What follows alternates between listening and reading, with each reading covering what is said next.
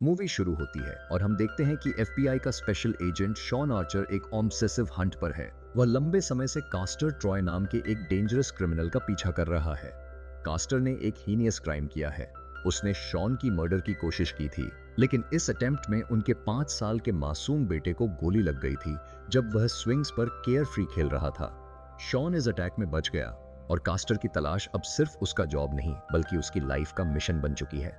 Caster Troy एक ruthless killer और terrorist है जिसके लिए कोई भी लिमिट या इमोशन मायने नहीं रखता। शायद अगर उसे किसी से थोड़ा भी अटैचमेंट है तो वो उसका भाई पोलक्स है। पोलक्स भी एक क्रिमिनल है, लेकिन वह एंटी सोशल और मेंटली अनस्टेबल भी है। इस बार इन दोनों ब्रदर्स ने मिलकर लॉस एंजल्स सिटी के सेंटर में एक मैसिव टेररिस्ट अटैक की प्लानिंग की है। पोलक्स ने एक एक्सट्रीमली पावरफुल एक्सप्लोसिव डिजाइन किया है और कास्टर ने खुद को प्रीस्ट के डिस्गाइज में बदलकर उसे सिटी की एक बिल्डिंग में हाइड कर दिया है। इसी बीच एफबीआई को पोलक्स द्वारा हायर की गई एक चार्टर फ्लाइट का पता चलता है और वे इमीडिएटली ब्रदर्स को रोकने का डिसीजन लेते हैं। उन्होंने पहले से ही एक एजेंट को उस फ्लाइट में असाइन कर दिया था और अब एफबीआई की टीम उनके टेक ऑन से ठीक पहले लोकेशन पर पहुंच जाती है। वे ब्रदर्स को सरेंडर करने का कमांड देते हैं, लेकिन वे पायलट को थ्रेटन करते हैं और वह फिर भी उड़ान भरने की कोशिश करता है। एयरक्राफ्ट का पायलट एक वायलेंट चेज के दौरान मारा जाता है और कास्टर फेक फ्लाइट अटेंडेंट को ब्रूटली किल करके उसका बॉडी रनवे पर थ्रो कर देता है। प्लेन पूरी स्पीड से एक हैंगर से क्रैश कर जाता है, लेकिन सरप्राइजिंगली दोनों भाई बच जाते हैं। स्पेशल फोर्सेस तुरंत अटैक करती हैं और पोलक्स को आसानी से अरेस्ट कर लेती हैं। कास्टर हार मानने से साफ मना कर देता है और शॉन को धमकी देता है कि अगर उन्हें रिलीज नहीं किया गया तो पूरा सिटी ब्लास्ट हो जाएगा। लेकिन शॉन को लगता है कि कास्टर ब्लफ कर रहा है। उनकी intense hand to hand fight होती है और कास्टर एयरक्राफ्ट के एक्टिव जेट इंजन में गिरकर सीवियरली इंजर्ड हो जाता है और डीप कोमा में चला जाता है। ऐसा लगता है कि अब यह मामला सॉल्व हो गया है और शॉन आखिरकार एक नॉर्मल लाइफ जी सकता है। अपने छोटे बेटे की ट्रैजिक डेथ के बावजूद उसकी वाइफ ईव एंड बड़ी डॉटर जेमी अब भी उसके साथ हैं। लेकिन शॉन इतने लंबे समय से अपने काम में इतना इन्वॉल्व था कि वह अपने परिवार पर बिल्कुल भी फोकस नहीं कर पाया था। लेकिन उस दिन वह अपनी आखिरी बची हुई स्ट्रेंथ और खुशी के साथ घर लौटता है और अपनी वाइफ को अपने आर्क एनिमी को पकड़ने की न्यूज देता है। वे खुशी से एक दूसरे को हग करते हैं एंड शॉन प्रॉमिस करता है कि वह अब से हमेशा उनके साथ रहेगा। ऑन ऑफिस में हर कोई शॉन आर्चर को एक हीरो की तरह देखता है, लेकिन वह अभी भी इंटरनली डिस्टर्ब्ड है क्योंकि कास्टर के बम के बारे में बोले गए वर्ड्स उसे लगातार हंट कर रहे हैं। इससे भी ज्यादा पोलक्स के बैग में मिले एविडेंस से पता चलता है कि एक बायोलॉजिकल बम वास्तव में मौजूद है और थ्रेट रियल है। आर्चर पोलक्स से इंटेंस इंटेरोगेशन करता है, लेकिन वह रिप्लाई करता है कि जब तक वह अपने ब्रदर को नहीं देखेगा तब तक एक वर्ड भी नहीं बोलेगा। शॉन के कलीग्स उसे वॉल्च इंस्टीट्यूट ले जाते हैं। यह एक क्लासिफाइड गवर्नमेंट यूनिट है जो स्पेशल ऑपरेशंस के लिए एडवांस्ड टेक्नोलॉजी डेवलप करती है। उसे वहां एक हाईली रिस्की और अनबिलीवेबल प्लान सजेस्ट किया जाता है, कोमा में पड़े कास्टर का फेस ट्रांसप्लांट करना। उनके अनुसार यह मिशन लगभग इम्पॉसिबल है, लेकिन यह पोलक्स का ट्रस्ट जीतने और शहर को बचाने का ओनली वे है। इससे भी बढ़कर इस ऑपरेशन को टोटल सीक्रेट रखना होगा, यहाँ तक कि उसके टीममेट्स और फैमिली से भी। यहाँ तक कि उसके बॉस विक्टर लाजारो को भी इस बारे में कुछ नहीं पता होना चाहिए। शुरुआत में शॉन इस आइडिया को रिजेक्ट कर देता है और कास्टर के पुराने क्रिमिनल एसोसिएट्स साथ ही उसकी एक्स गर्लफ्रेंड साशा से कई हार्श इंटरोगेशन करता है, लेकिन इन सब से कोई रिजल्ट नहीं निकलता। काफी सोचने के बाद शॉन अपनी वाइफ को एक्सप्लेन करता है कि उसे अपना फाइनल अंडरकवर ऑपरेशन हैंडल करना होगा। नेचुरली ईव उससे आर्ग्यू करती है और कहती है कि अब वह उस पर बिल्कुल भी ट्रस्ट नहीं करती। फेस ट्रांसप्लांट सर्जरी और वॉइस मॉड्यूलेशन सक्सेसफुल होते हैं और शॉन को कास्टर के लुक में उस जेल में भेजा जाता है जहां उसका भाई रखा गया है, ठीक जैसे वह अभी अभी कोमा से उठा हो। पोलक्स काफी स्मार्ट है और शुरुआत में वह अपने सडनली रिवाइव्ड भाई पर डाउट करता है, लेकिन शॉन अपनी नई आइडेंटिटी में थोड़ा कॉन्फिडेंट हो जाता है और जेल में एक ब्रूटल मैसाकर करता है। अपनी मैडनेस दिखाकर और डुबोव नाम के कैदी को बेरहमी से पीटकर वह अपना डोमिनेंस फिर से एस्टैब्लिश करता है और प्रूव करता है कि वही असली कास्टर ट्रॉय है। इस बीच वॉल्च इंस्टीट्यूट में कुछ अनइमेजिनेबल होता है। असली कास्टर ट्रॉय होश में आता है और शॉकिंगली देखता है कि उसका फेस मिसिंग है। अपने सभी क्रिमिनल कॉन्टैक्ट्स का यूज करके कास्टर जल्दी से डॉजे वॉल्च का किडनैपिंग करवा लेता है और उसे शॉन आर्चर का स्पेयर फेस उस पर लगाने के लिए मजबूर करता है। सर्जरी के सक्सेसफुल होने के बाद वह डॉक्टर और उसके असिस्टेंट्स को मार देता है, जिन्हें इस क्लासिफाइड सर्जरी के बारे में नॉलेज था। शॉन जेल में पोलक्स का ट्रस्ट जीतने की कोशिश करता है क्योंकि उसे कई क्रूशियल बातें अभी तक पता नहीं है और इसलिए वह मेमोरी लॉस का ड्रामा करता है। पोलक्स उस पर विश्वास करने लगता है और बताता है कि डुबोव ने उस पर अटैक इसलिए किया क्योंकि कास्टर ने उसकी वाइफ और सिस्टर का रेप किया था। धीरे धीरे शॉन को पता चलता है कि उन्होंने लॉस एंजल्स की कांग्रेस बिल्डिंग में बम लगाया है। ऐसा लगता है कि काम कंप्लीट हो गया है और एजेंट्स उसे वहां से निकालने वाले हैं, लेकिन कुछ कंप्लीटली अनएक्सपेक्टेड होता है। असली कास्टर अब शॉन के लुक में शॉन से जेल में मिलने आता है, पूरी तरह से समझते हुए कि असली शॉन क्या करने वाला था। कास्टर बताता है कि उसने उनकी आइडेंटिटी स्वैप करने के सभी एविडेंस डिस्ट्रॉय कर दिए हैं, अब वह हमेशा के लिए ट्रैप्ड रहेगा। कास्टर ये भी कहता है कि वह एक परफेक्ट शॉन आर्चर बनेगा और उसकी ब्यूटीफुल वाइफ के साथ कंजुगल ड्यूटीज निभाएगा और वह उसकी टीनेज डॉटर को भी नहीं भूलेगा। शॉन फ्यूरियस होकर कास्टर पर हमला करता है, लेकिन गार्ड्स उसे बुरी तरह से पीटते हैं। वह खुद को प्रूव करने की कोशिश करता है कि वह रियल आर्चर है, लेकिन उसे एक साइको की तरह ट्रीट किया जाता है। कास्टर ज्यादा टाइम नहीं लेता और आर्चर के घर पहुंच जाता है, बड़ी मुश्किल से हाउस लोकेट करता है और अपनी नई वाइफ को हार्डली रिकॉग्नाइज कर पाता है। शुरुआत में ईव को कुछ डाउट होता है, लेकिन कास्टर अपने चार्म, जोक्स एंड कॉम्प्लीमेंट्स से उसे कन्विंस कर लेता है। वह कहती है कि वह अब भी नाराज है और उसे शिफ्ट के लिए हॉस्पिटल जाना है। कास्टर अपने नए होम में सेटल होता है, डॉटर से मिलता है और गलती से उसे रॉन्ग नेम से बुला देता है। वह इसे जोक की तरह लेता है, डॉटर से सिगरेट लेता है और यंग बनकर उसे इम्प्रेस करने की कोशिश करता है। इस बीच जेल में शॉन को पता चलता है कि कास्टर अपने भाई को डील के बदले रिलीज कर देता है।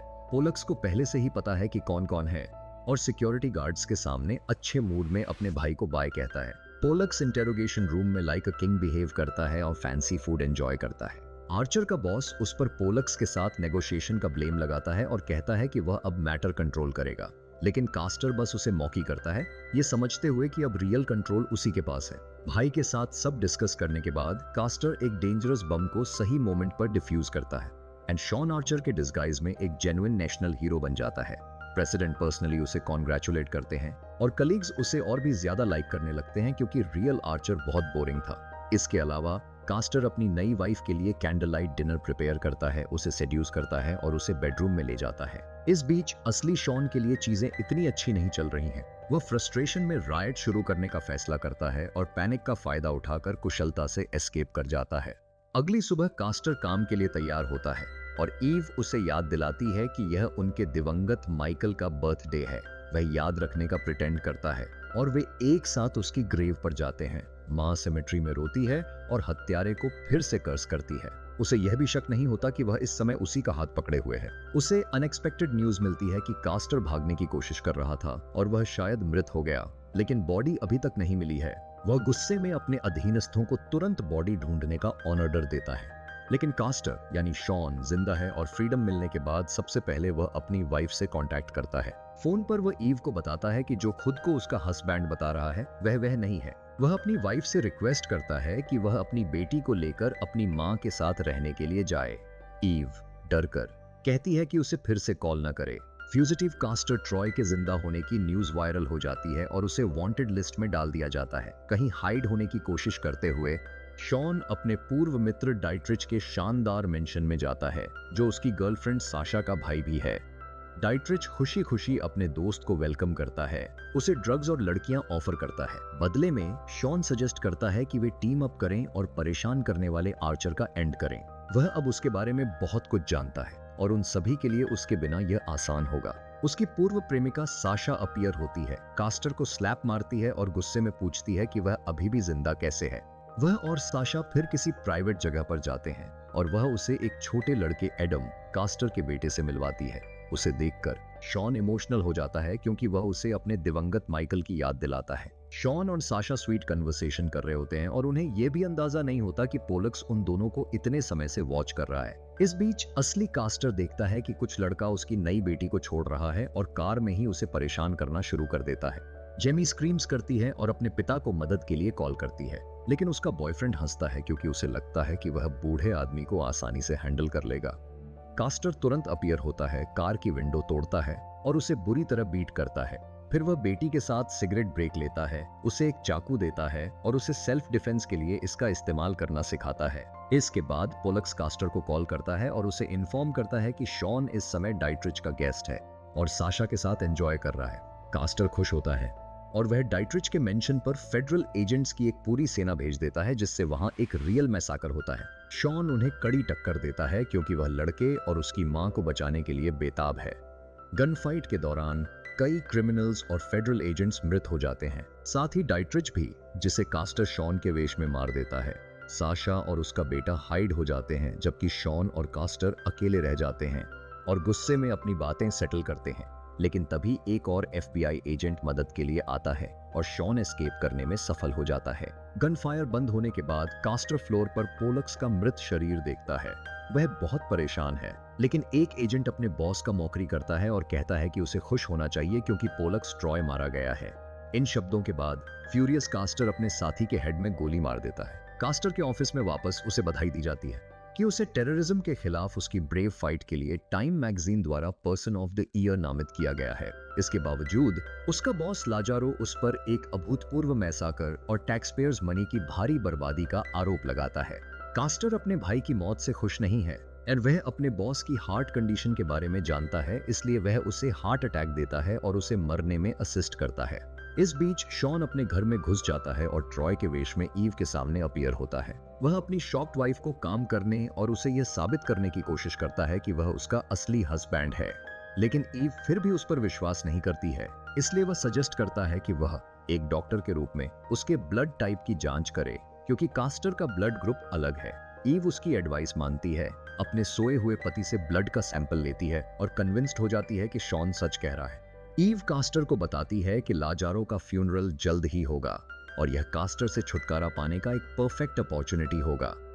बॉस की मौत के बाद उसे शायद डिपार्टमेंट का हेड नियुक्त किया जाएगा। उसके बाद उस तक पहुंचना और भी मुश्किल हो सकता है। इस बीच कास्टर अपने पैरानोया के कारण क्लिनिक में अपीयर होता है, लेकिन शॉन टाइम पर निकलने में सक्सेसफुल रहता है। फ्यूनरल के दौरान शॉन एक चर्च में आता है और गुमनाम रूप से कास्टर को मृत माइकल की फोटो देता है। ट्रॉय तुरंत समझ जाता है कि क्या हो रहा है और सेरेमनी के अंत का वेट करने के बाद चर्च में ही शॉन से कॉन्फ्रंट करने का फैसला करता है। शॉन की वाइफ को हॉस्टेज बनाकर कास्टर उसे हार मानने के लिए कहता है, लेकिन साशा अचानक अपीयर होती है और कास्टर पर गन तान देती है, यह सोचकर कि यह शॉन आर्चर है। कास्टर साशा को समझाने की कोशिश करता है कि वह वास्तव में कौन है, लेकिन वह सिर्फ हंसती है क्योंकि उसे सर्कमस्टेंसेस के बारे में कुछ भी नहीं पता। गन फायर अचानक शुरू हो जाती है, जिसमें साशा सहित अधिकांश लोग मृत हो जाते हैं। अपनी मौत से पहले वह शॉन से अपने बेटे की केयर करने के लिए कहती है। इस बीच ईव भाग जाती है और एफबीआई को सिचुएशन की जानकारी देती है। शॉन की बेटी तब कहीं से अपीयर होती है, बिना जाने कि क्या हो रहा है। जेमी कास्टर और अपने पिता के बीच की फाइट देखती है और अपने नकली पिता की मदद करने की कोशिश करती है। शॉन को शोल्डर में गोली मारती है। कास्टर खुद को आजाद कर लेता है और बेटी को हॉस्टेज बना लेता है। यह समझकर कि क्या हो रहा है, जेमी अपनी जेब से चाकू निकालती है और कास्टर के लेग में वार करती है। इस बीच रीइंफोर्समेंट आता है और कास्टर बोट पर चला जाता अपने स्टंट अधीनस्थों पर फायर करता है।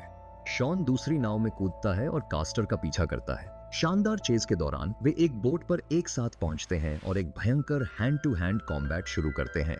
घाट से टकराकर वे अपनी आखिरी ताकत के साथ किनारे पर तैरते हैं और फाइट करते रहते हैं। कास्टर शॉन को हराना शुरू कर देता है, लेकिन फिर वह पास में एक हार्पून देखता है और फाइनल मोमेंट में कास्टर को गोली मारने के लिए उसका इस्तेमाल करता है। रीइंफोर्समेंट आखिरकार आता है और शॉन को कास्टर के बॉडी के साथ एक एम्बुलेंस में ले जाया जाता है।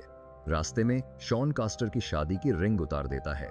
फिल्म के फाइनल सीन में शॉन आर्चर अपने पुराने चेहरे के साथ घर लौटता है। खुश वाइफ और डॉटर उसका स्वागत करती हैं और उसे गले लगाती हैं। अनएक्सपेक्टेडली शॉन छोटे एडम को लाता है और बेटी से कहता है कि लड़के को अपना बेडरूम दिखाए। देखने के लिए सभी को धन्यवाद। हमारे चैनल को सब्सक्राइब करें, लाइक बटन पर क्लिक करें और कमेंट्स में अपनी मूवीज सुझाएं और हम आपको यथासंभव अक्सर हाई क्वालिटी कंटेंट के साथ खुश करने की कोशिश करेंगे। जल्द ही मिलते हैं।